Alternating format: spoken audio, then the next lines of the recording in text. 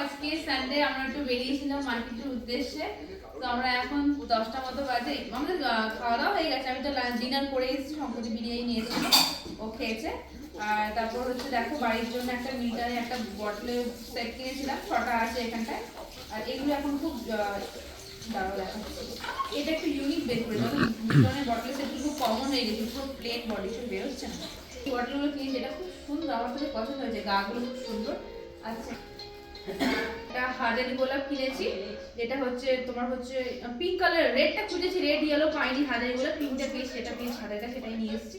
বেশ পছন্দ হয়েছে এগুলো। আমি কালকে টবে আবার আমরা এগুলো আমরা হচ্ছে ইনডোর প্ল্যান্ট কিনেছি কিছু। এটা হচ্ছে এগুলো কিনেছি সিঁড়িতে রাখার জন্য। এটা এক্স্যাক্টলি এটা দুটো সেম নিয়েছি। আর যেটা আমার খুব শখ ছিল না, আমার আগে থেকেই আমার খুব ইচ্ছে আমার ঘরে রাখবো, এটা হচ্ছে এই স্নেক প্ল্যান্টটা, যেটাকে অক্সিজেন প্ল্যান্টও বলে। তো এটা একটা কিনেছি, এটা একটু।